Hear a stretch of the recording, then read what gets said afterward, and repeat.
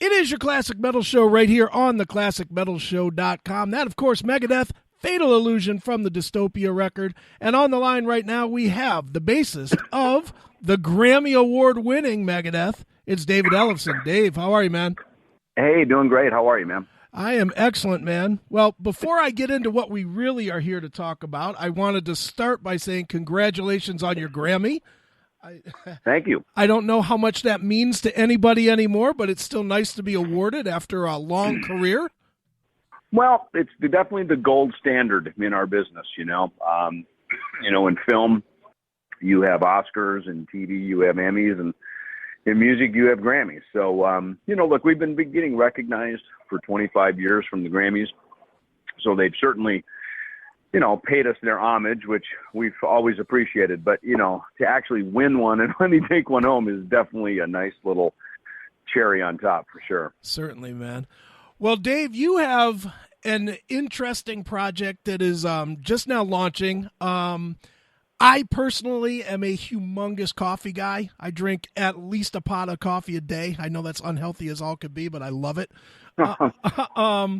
So why don't we start there, Dave? Why don't you tell us a little bit about how Ellefson Coffee Company came to be and about your brick and mortar store there in Jackson? Had an opportunity to open up a retail shop on essentially Main Street of the little town I grew up in, Jackson, Minnesota. And so now I've got a shingle out, if you will, of a real offering that we have a grand opening coming up April 7th.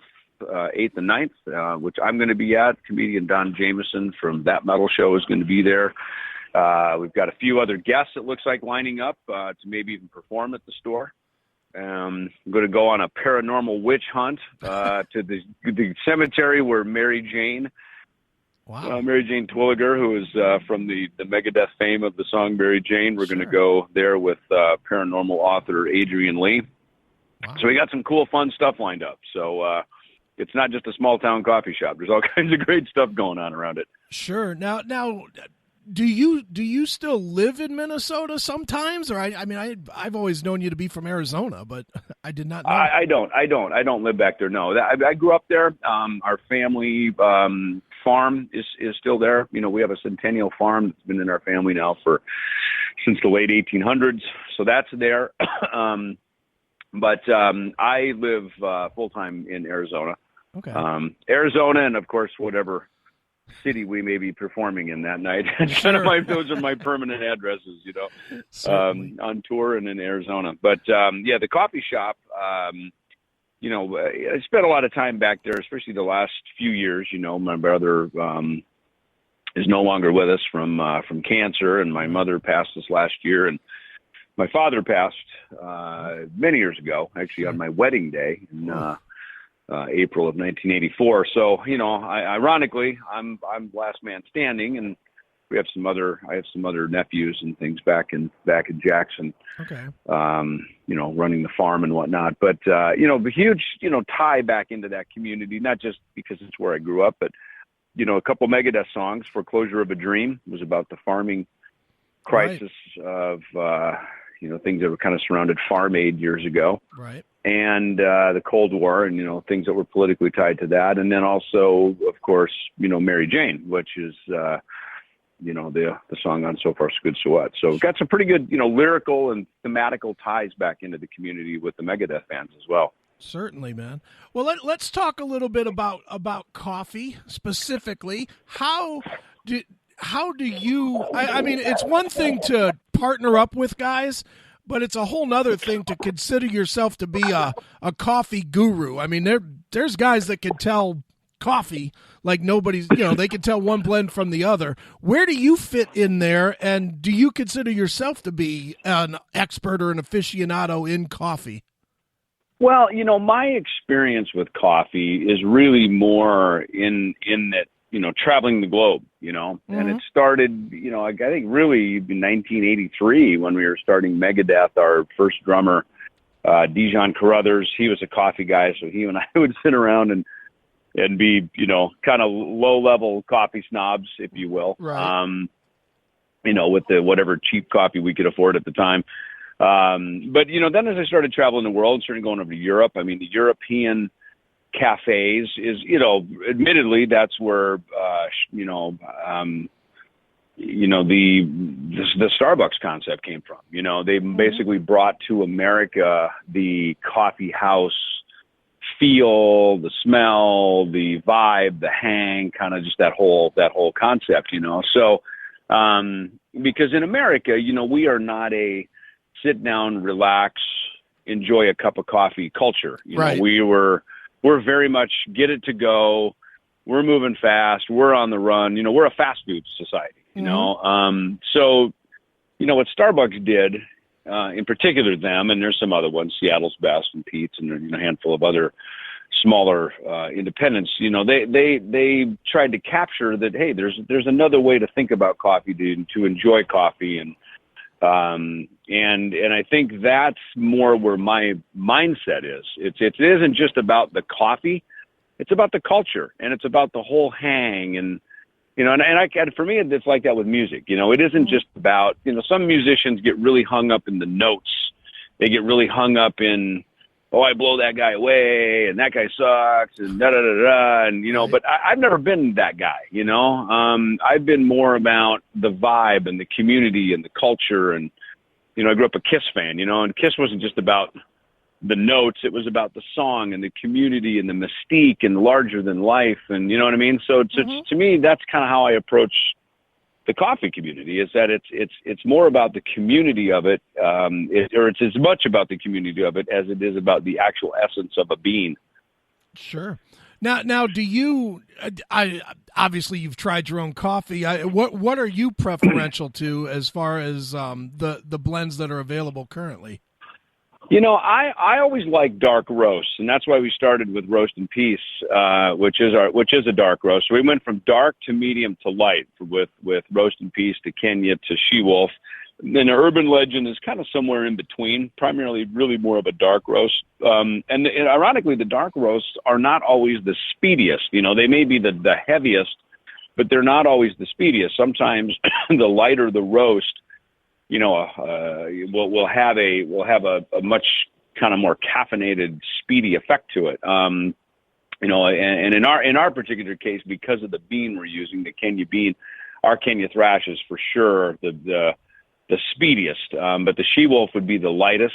So we wanted to kind of have a light, medium, and dark in our offerings. And at the shop in Jackson, of course, we have even some other ones. There's some other roasts that we have that we can offer in a retail setting. And we also, of course, have, some decaf. We have iced coffees. We have mochas. We have, the whole offering at the shop in Jackson. Sure. Now, I was exploring your website last night, and I'm going to tell you, I'm on the verge of ordering the 6-month thing because that just seems the easiest to do. Talk a little bit about the different offerings, especially the 6-month pack, because to me, as a coffee guy, that just seems like the easiest option for everybody to get a little bit of everything. Well, yeah, I mean, I think coffee is one of these beautiful things where, I guess if you're doing alcohol, it may be a one shot, or Right. it may be a celebratory thing. I think the beauty of coffee is that it's a lifestyle, of something that you're going to probably be drinking it every morning, Right. at least for some of us. And for me, I'm a cup in the morning and a cup mid-afternoon guy, Okay. and so I think, look, that's why we offered the subscription. Is so that you're just sort of on the clock, you're on the calendar of knowing that you've got a great, a great bag of coffee going to be showing up to you on a very regular basis, and you don't really even have to think about it. Sure. And for people that are not sure what they would like, you also have the sampler pack, which is really, what is it, $15 or something? I mean, it's really cheap to get 3 different blends and try for yourself and see which one you'll like. Yeah, and I think exactly. If you're unsure, or you're saying, well, look, let me just try this out. I haven't tried it before. Let's see what David's got going here. Yeah, definitely try the sampler. It gives you a good opportunity to try it. And then if you want to order by bag, you can. Or like you say, sign up for the subscription, and then that way you've got the coffee of your choice showing up to your door, pretty much on demand. Sure. Now, Dave, let's talk a little bit more about the actual brick and mortar store. Specifically, I was reading in your bio and online about the Megadeth museum wing that you have in there. Talk a little bit about some of the stuff in there, because it sounds like you got some really unique, rare pieces that I'm sure the Rock Hall would like to have. Well, yeah, it's what it is I thought, again, talking about the culture. To me, it's we're rock and roll coffee. I'd like to think we've got the heaviest coffee going. Right. In the spirit of all things metal. And so again, when you go to a coffee shop, what's in there? It can be a hang, it can be a place to do some work, do some homework, hang out with friends, whatever it may be. But it's like, may as well have some conversation pieces in there too. So that's what the memorabilia is. I've got some great stuff in there from the guys in Korn, Max Cavalera, Cold Chamber, Dirk from Megadeth has a place that an awesome symbol of his in there, and so just cool talking points and pieces and things that are directly from the artists themselves. I mean, these aren't this isn't roadkill stuff that I just sort of picked up for a song. This is like the real deal stuff that artists actually specifically signed and sent directly to me that I have. So there's really good talking points, and I'm going to continue to keep flipping it around too. Sure. I've gotten some great things signed for me from some of my friends in film and TV, some cool posters and things, that I'm placing in there. And my thought is, because I want this to become a cool rock and roll destination in the Midwest, I'm going to keep switching the stuff around so that, as people continue to hopefully go back and visit the shop, that it won't just be the same stuff on the wall all the time. Sure. Now, is this and I'm sure the plan could change at any given time, but is this the only brick and mortar location you're looking at, or do you have like a goal set to, well, if we do this much, then we'll open another one in Arizona?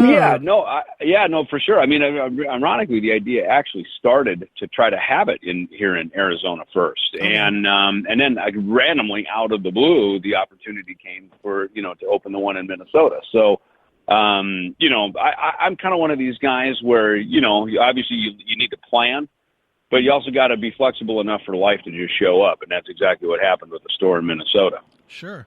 Definitely. Now, let me ask you one or two quick Megadeth questions, just because I can't have you not ask any. Dystopia obviously did very well, and certainly the touring did really well with Kiko coming in and with Dirk coming into the band as well.